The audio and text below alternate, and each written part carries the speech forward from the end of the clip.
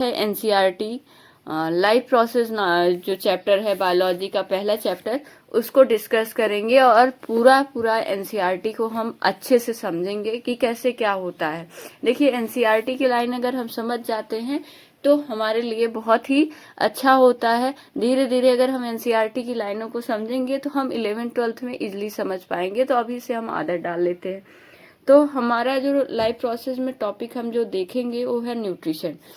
When we talk on or a ride a bicycle, we are using up energy। देखिए हम कभी भी जो भी काम करते हैं, जैसे कि इवन मैं अभी बोल रही हूँ तो बोलने के लिए भी हमें एनर्जी चाहिए। तो हम चाहे वॉक करें या बाइसिकल चलाएं तो उसके लिए हमें क्या चाहिए, एनर्जी चाहिए।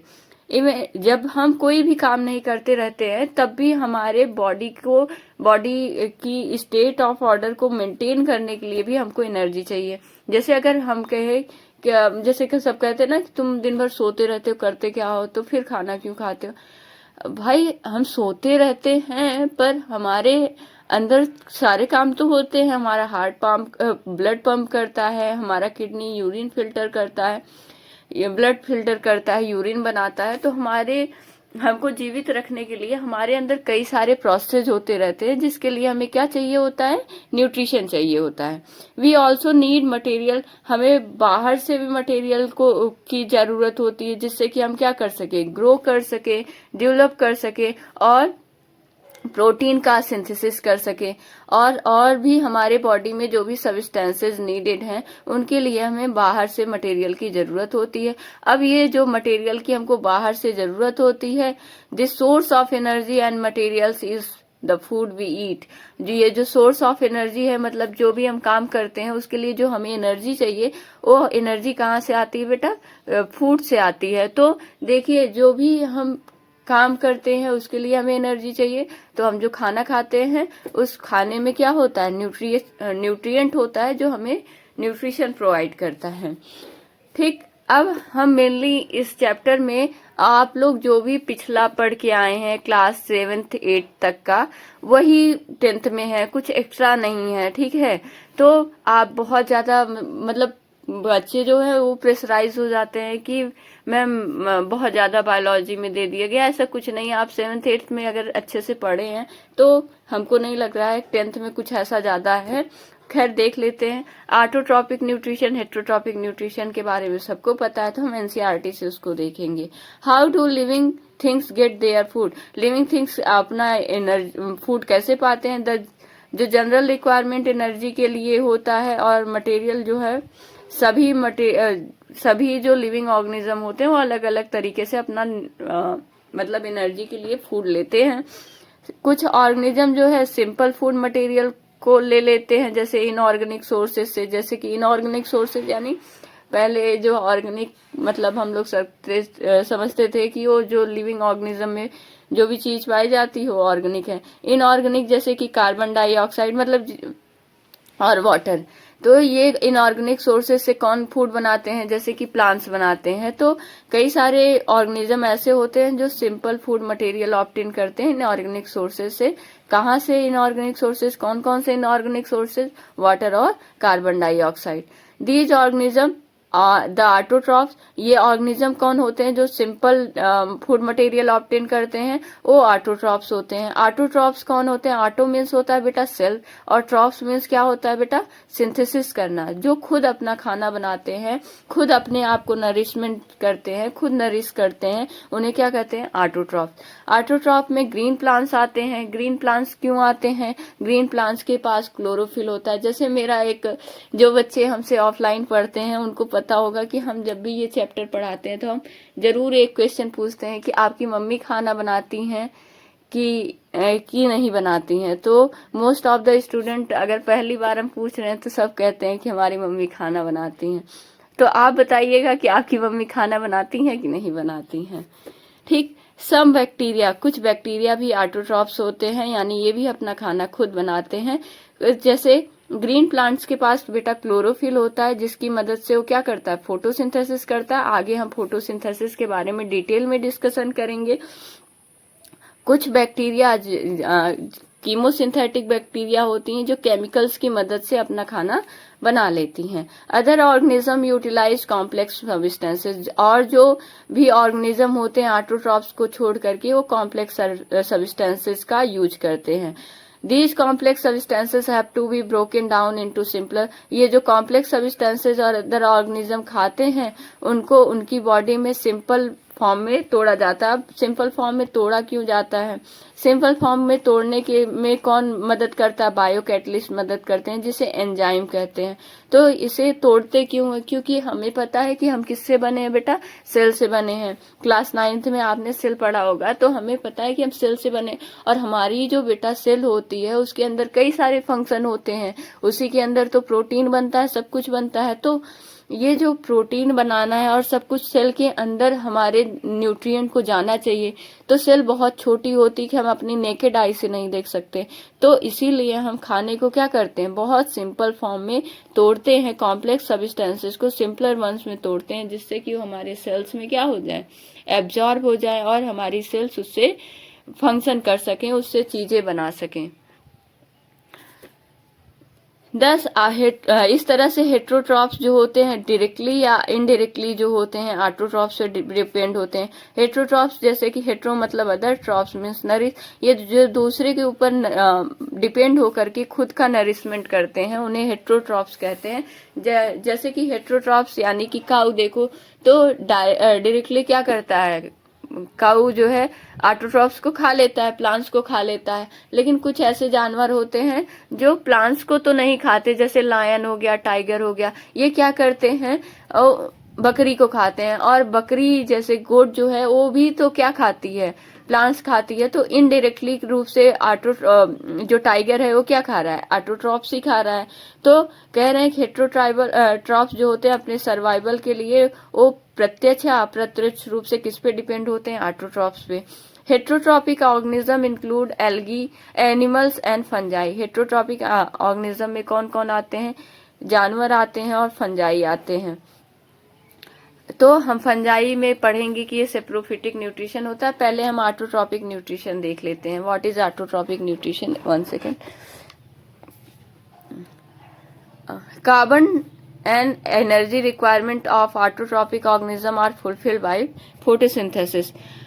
देखिए जो एनर्जी की रिक्वायरमेंट और कार्बन की रिक्वायरमेंट होती है ऑटोट्रॉपिक ऑर्गेनिज्म में, ये फोटोसिंथेसिस के द्वारा फुलफिल कर ली जाती है। ये जो प्रोसेस है, it is the process by which autotroph take in the substance from outside. ये वही ऑटोट्रॉप, ये फोटोसिंथेसिस वह प्रोसेस है जिसके दौरान जो ऑटोट्रॉप्स होते हैं वो बाहर से सब्सटेंसेस को अंदर लेते हैं और अपने अंदर एनर्जी के फॉर्म में उसको स्टोर कर लेते हैं। ये this material is taken in the form of carbon dioxide and water. कह रहे हैं, अब आपको जैसे हम एक बार इससे समझ लेते हैं कि फोटोसिंथेसिस क्या होता है, तो फिर हम इजली वे से समझ सकते हैं। 1 सेकेंड।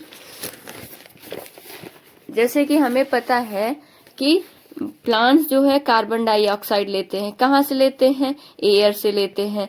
एयर से, अब देखिए पेड़ के पास तो नाक होता नहीं है, तो वो सांस कैसे लेगा, वो कार्बन डाइऑक्साइड कैसे लेगा? तो बेटा लीफ की जो लोअर सरफेस होती है, मान लीजिए ये अपर सरफेस है और ये लोअर सरफेस है, तो लीफ के लोअर सरफेस में ना टाइनी पोर्स होते हैं, छोटे छोटे पोर्स होते हैं, जिसे हम क्या कहते हैं, स्टोमेटा कहते हैं। क्या कहते हैं बेटा, स्टोमेटा कहते हैं। तो ये स्टोमेटा जो होते हैं, स्टोमेटा के जरिए इनमें क्या जाता है, कार्बन डाइऑक्साइड जाता है। अगर हम स्टोमेटा का स्ट्रक्चर बनाए तो स्टोमेटा में सेल होती हैं जो स्टोमेटा को खोलने और बंद करने का काम करती हैं। यानी टाइनी पोर्स को खोलने और बंद करने का काम कौन करता है, 2 सेल करती हैं। और ये जो सेल होती हैं बेटा वो बीन शेप की होती हैं, और ये सेल स्टोमेटा के पोर्स को ओपन और क्लोज करने का काम करती हैं। इसीलिए हम इन्हें क्या कह देंगे, गार्ड सेल कहेंगे। क्या कहेंगे बेटा, गार्ड सेल कहेंगे। गार्ड सेल का शेप कैसा है, किडनी शेप या बीन शेप कह सकते हैं, ठीक है, बीन शेप। तो ये गार्ड सेल है। ये गार्ड सेल क्या करती हैं, जब गार्ड सेल के अंदर बेटा पानी जाता है ना, तो ये ऐसे पहले ऐसे रहती है सिकुड़ी हुई, जब इनके अंदर पानी जाता है तो ये ऐसे ऐसे फूल जाती हैं, फूलती हैं तो बीच में इनके क्या हो जाता है, छेद बन जाता है। यानी जब गार्ड सेल के अंदर वाटर एंटर करता है, पानी जाता है, तो गार्ड सेल स्वेलअप हो जाती हैं और अंदर क्या हो जाता है, स्पेस हो जाता है। इसी स्पेस को क्या कह देंगे, स्टोमेटा कह देंगे। तो गार्ड सेल को ओपन और क्लोज करने का स्टोमेटा को ओपन और क्लोज करने का काम कौन करता है, गार्ड सेल। और गार्ड सेल को ओपन और क्लोज करने में कौन मदद करती है, सब्सिडरी सेल। जैसे कि हम बताते हैं कि क्या होता है कि हमारे जो हड्डियां होती हैं वो अपने आप तो वापस, जैसे ये मान लीजिए ये उंगली हम ऐसे वापस करना चाहें तो ये केवल बोन्स होती तो नहीं आ पाती, लेकिन इसमें क्या है, मसल्स हैं जो इसको स्ट्रेच करने का काम करती हैं, जिसकी वजह से ये पास आ जाती। तो ये जो गार्ड सेल है, गार्ड सेल के पास सब्सिडरी सेल होती, सहायक कोशिकाएं होती, इनकी सहेली कोशिकाएं होती हैं जो इनको क्या करती हैं, मदद करती हैं किसके, ओपन होने में और क्लोज होने में। तो कार्बन डाइऑक्साइड स्टोमेटा के जरिए प्लांट्स में आता है। और स्टोमेटा कहाँ होता है बेटा, लीफ के लोअर सरफेस में। और पानी ये कैसे लेते हैं, पानी ये लेते हैं रूट से। ठीक है, रूट में टाइनी हेयर लाइक स्ट्रक्चर होते हैं जिसे रूट हेयर कहते हैं। तो उसके जरिए डिफ्यूजन के जरिए इनके अंदर पानी आता है। पानी आने के कई सारे प्रोसेस हैं, फैसिलिटेड डिफ्यूजन, एक्टिव ट्रांसपोर्ट, तो ये हम बाद में पढ़ेंगे। ठीक, तो H2O जो है ये किसके जरिए आता है बेटा, रूट के जरिए। ठीक, अब हमें पता है कि प्लांट्स में क्या होती है, क्लोरोफिल होती है। क्या होती है, क्लोरोफिल होती है। क्लोरोफिल क्या करती है, सनलाइट को ट्रैप करती है। ठीक, और सनलाइट को ट्रैप करके ये क्या करती है, कार्बन डाइऑक्साइड को किसमें बदल देती है, ग्लूकोज में, C6H12O6। और क्या बनाती है, एक ये तो मेजर प्रोडक्ट है, एक और प्रोडक्ट बनाती है जिसको हम कहते हैं ऑक्सीजन। अगर हम पहला चैप्टर केमिकल इक्वेशन पढ़े होंगे तो उसमें क्या था, हमें बैलेंसिंग करना सिखाया था। अगर हम इधर देखें, इधर कितने कार्बन है बेटा, 6 कार्बन है।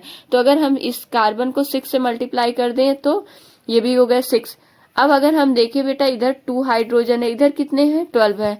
तो इसको अगर 6 2 जा 12 हो जाएगा, तो इसको भी हम 6 से मल्टीप्लाई कर दिए तो ये कितना हो जाएगा, इधर 12 हो गए, इधर 12 हो गए। अब हम ऑक्सीजन देखें बेटा, तो इधर 6 2 8 और इधर कितने हैं, 6 2 जा 12, 12 6 18, यानी इधर 18 है और इधर कितने हैं, 8 है ना। तो कितने कम है बेटा, 10 कम है ना। तो ऐसा करते हैं, यहाँ पे 6 हो गया, 6 2 जा 12, 12 6 18। तो यहाँ पे अगर हम 6 से मल्टीप्लाई करें, 6 2 जा 12, 12 6 18, तो ये हो जाएगा हमारा बैलेंस फोटोसिंथेसिस का रिएक्शन। तो यही है फोटोसिंथेसिस। फोटोसिंथेसिस मतलब क्या होता है, सनलाइट की प्रेजेंस में कोई खाना बनाने की प्रोसेस को क्या कहते हैं, फोटोसिंथेसिस। ग्रीन प्लांट्स जो होते हैं सनलाइट की प्रेजेंस में फूड सिंथेसिस करते हैं, उसी प्रोसेस को क्या कहते हैं, फोटोसिंथेसिस। तो इसमें क्या हो रहा है, कार्बन डाइऑक्साइड के साथ वाटर का रिएक्शन हो रहा है, जिससे क्या बन रहा है, ग्लूकोज और ऑक्सीजन। तो हम एनसीईआरटी की जो लाइनें हैं ना बहुत अच्छे से समझेंगे, कुछ है नहीं वैसे, आपको याद हो जाएगा। फिर हम क्या देखते हैं, ये जो मटेरियल है कार्बन डाइऑक्साइड और वाटर के जरिए वाटर को लिया जाता है और उसको कार्बोहाइड्रेट यानी ये ग्लूकोज जो है बेटा वो कार्बोहाइड्रेट है। ये ग्लूकोज से फिर स्टार्च बन जाता है, तो ये सब कार्बोहाइड्रेट ही हैं। कार्बोहाइड्रेट में बदला जाता है जो कि प्लांट्स को एनर्जी प्रोवाइड करने के लिए होता है। प्लांट्स उसका यूटिलाइज एनर्जी के लिए कर लेते हैं। अब हम आगे पढ़ेंगे कि how this takes place in next section. अब अगले सेक्शन में हम देखेंगे ये आखिर ये होता कैसे है, इस सेक्शन में नहीं।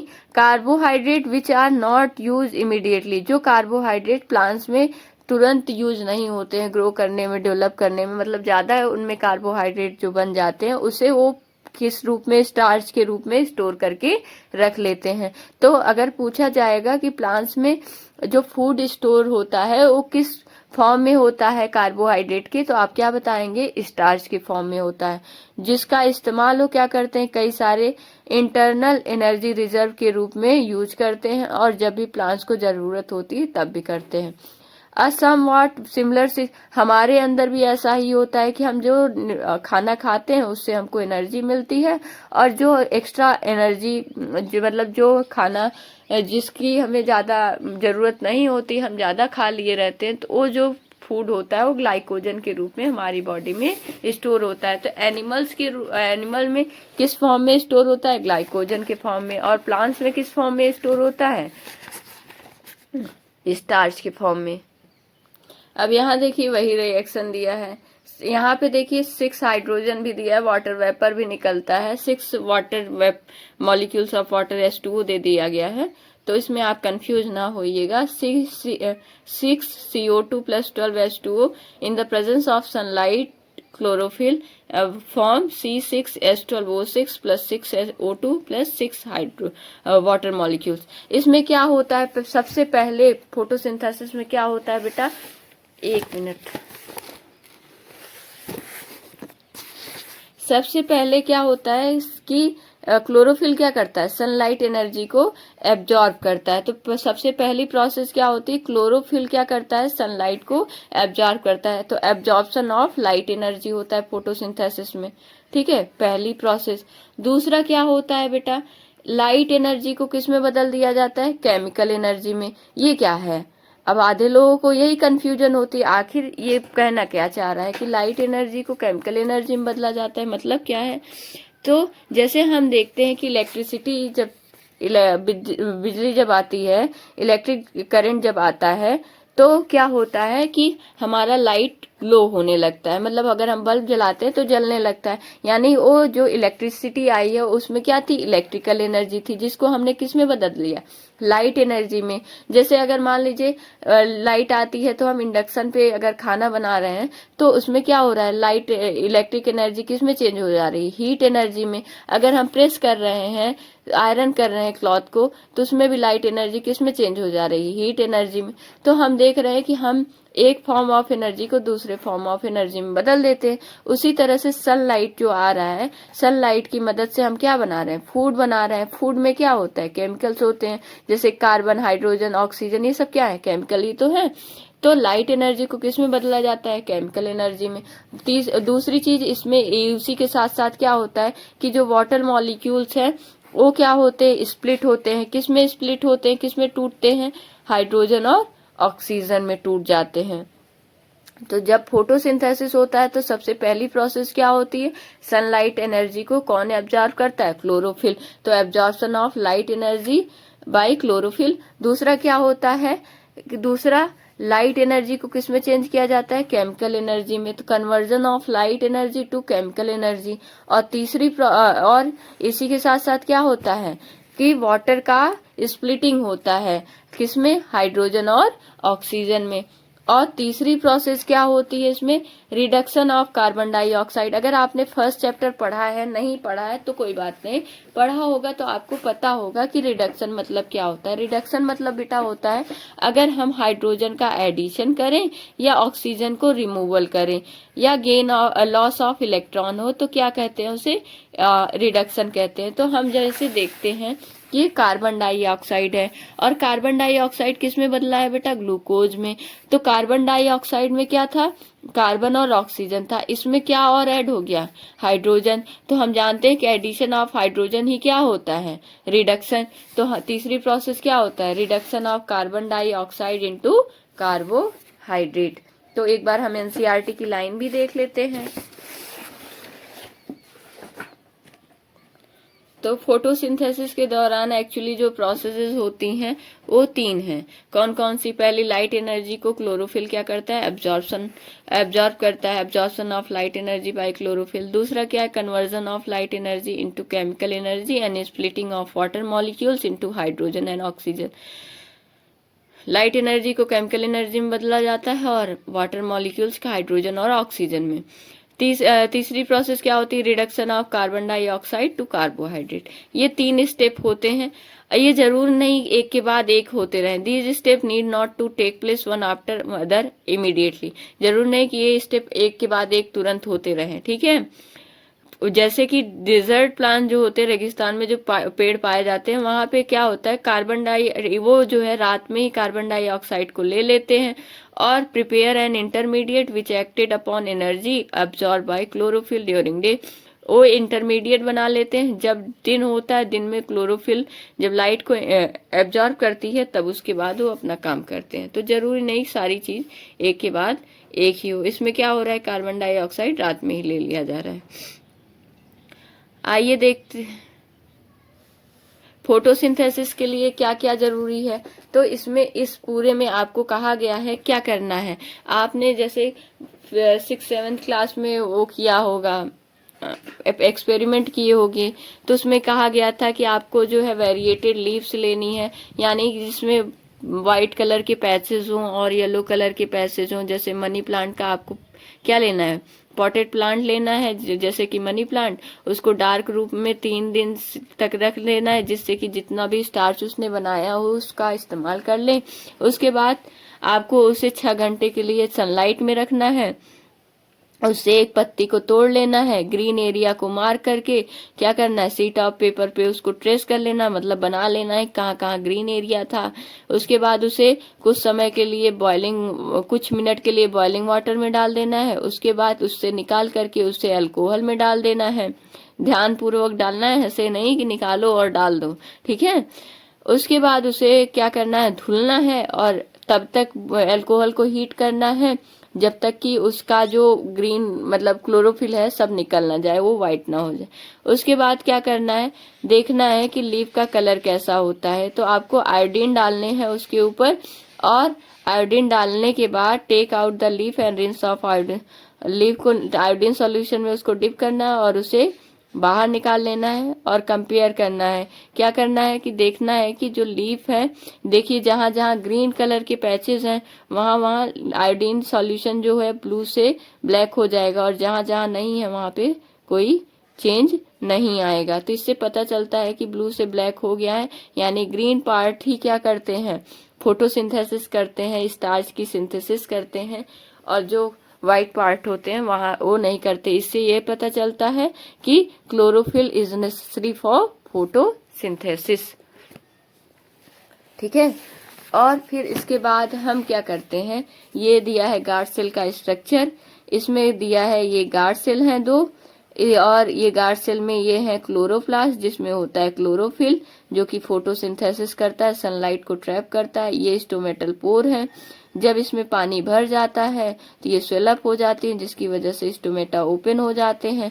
जब पानी निकल जाता है तो बेचारी सिकुड़ जाती है, और सिकुड़ने के बाद ये आपस में एक दूसरे से चिपक जाती हैं।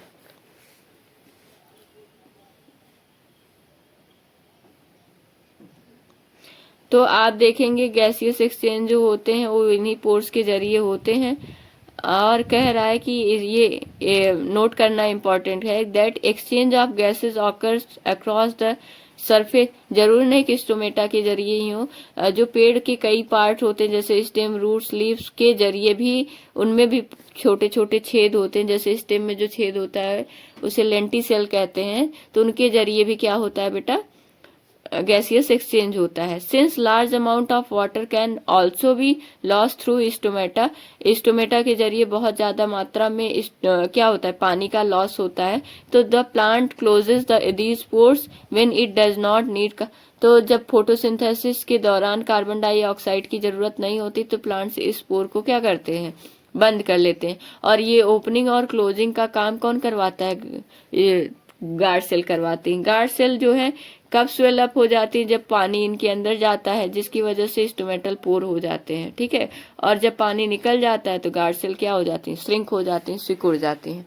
फिर ये एक्सपेरिमेंट कहा है कि आपको क्या करना है, आपको लेना है दो हेल्दी पॉटेड प्लांट लेने हैं सेम साइज के, उससे 3 दिन के लिए डार्क रूम में रख देना है। उसके बाद उसे क्या करना है, सेपरेट ग्लास प्लेट से जो है उसमें रखना है प्लेस और उसमें क्या एक में जैसे ये क्या किया है, ये बेल जार से इसको ढका है और इसमें पोटेशियम हाइड्रोक्साइड डाला है और इसमें पोटेशियम हाइड्रोक्साइड नहीं रखा है। ये जो बेटा पोटेशियम हाइड्रोक्साइड है ना, ये क्या करेगा, कार्बन डाइऑक्साइड को एब्जॉर्ब कर लेगा। तो जब इसके अंदर कार्बन डाइऑक्साइड नहीं रहेगा, इसमें आपने पानी भी डाल दिया, इसकी पत्तियां भी ग्रीन है, इसको सनलाइट में भी रखा है, लेकिन इसमें कार्बन डाइऑक्साइड नहीं है, तो इसमें क्या नहीं होगा, फोटोसिंथेसिस नहीं होगा। और सेम उसी तरह से हम आयोडीन टेस्ट करेंगे और उससे पता लगाएंगे किसने फोटोसिंथेसिस की है कि नहीं की है। तो हमें पता चल जाएगा कि जिसमें इसमें तो फोटोसिंथेसिस होगा पर इसमें नहीं होगा। इससे पता चलता है कि कार्बन डाइऑक्साइड अगर नहीं रहेगा और सारी तीनों चीजें रहेंगी, जैसे लाइट रहेगा, क्लोरोफिल रहेगा और वाटर भी रहेगा, तो भी क्या नहीं होगा, फोटोसिंथेसिस नहीं होगा। ठीक है, तो हमें पता है कि जितने भी चारों रॉ मटेरियल जो भी हैं फोटोसिंथेसिस के लिए, जैसे सनलाइट, वाटर और कार्बन डाइऑक्साइड और वाटर, ये चारों की चारों चीजों में से अगर एक भी चीज एब्सेंट हुई तो क्या नहीं होगा, फोटोसिंथेसिस नहीं होगा। Water used in photosynthesis is taken up by the soil by roots in terrestrial plants. Other material like nitrogen, देखिए पानी जो है रूट्स के जरिए चला जाता है पेड़ों में। जो दूसरे मटेरियल जैसे NPK, nitrogen, phosphorus, iron, magnesium, ये भी मिट्टी के द्वारा उसी पानी में क्या होते हैं, घुल जाते हैं और उसे प्लांट्स क्या करते हैं, ले लेते हैं। नाइट्रोजन जो एलिमेंट्स है प्रोटीन बनाने के लिए बहुत जरूरी होता है और कंपाउंड बनाने के लिए जरूरी होता है। तो इसलिए नाइट्रोजन की डिफिशियंसी पेड़ों को बहुत ज्यादा नुकसान पहुंचा सकती है। तो इसलिए पेड़ों में हमने पढ़ा है कि राइजोबियम नाम का बैक्टीरिया होता है जो नाइट्रोजन को फिक्स करता है। और पेड़ जो है नाइट्रोजन को मतलब एटमॉस्फेयर से ऐसे ही नहीं ले लेते हैं। हमें पता है कि नाइट्रोजन सबसे ज्यादा एटमॉस्फेयर में पाया जाता है, अबाउट 72-78% पाया जाता है। लेकिन प्लांट्स जो है नाइट्रोजन को इनऑर्गेनिक नाइट्रेट और नाइट्राइट के फॉर्म में लेते हैं। ये क्वेश्चन पूछा जाता है कि नाइट्रोजन को प्लांट्स किस रूप में लेते हैं। जैसे हम लोग आटा ऐसे ही नहीं खा लेते हैं, उसका पूड़ी, पराठा या सब कुछ बना कर के खाते हैं, तो उसी तरह से जो नाइट्रोजन है उसे पेड़ जो है नाइट्रेट और नाइट्राइट के फॉर्म में लेते हैं। ठीक है, और it taken up organic compound, और इससे जो नाइट्रेट और नाइट्राइट के फॉर्म में इसको बनाता कौन है, इनके पास तो मम्मी है नहीं कि रोटी बना के इनको देंगी हम लोगों की तरह। तो नाइट्रोजन को नाइट्रेट और नाइट्राइट के फॉर्म में बैक्टीरिया बनाती है, जिसे नाइट्रोजन फिक्सिंग बैक्टीरिया कहते हैं, राइजोबियम बैक्टीरिया। ठीक है, तो जिसे सिम्बायोटिक बैक्टीरिया भी कहते हैं, कि वो क्या करती है, पेड़ों को, लेगुमिनस प्लांट यानी दलहनी पेड़ों को, दाल वाले पेड़ों को क्या करती है, नाइट्रोजन फिक्स करके देती है और पेड़ उसे शेल्टर देते हैं। ठीक है, तो ये ऑर्गेनिक कंपाउंड जो बनाते हैं वो बैक्टीरिया बनाते हैं एटमॉस्फेरिक नाइट्रोजन से। अब हेट्रोट्रॉपिक न्यूट्रिशन के बारे में हम बाद में पढ़ेंगे।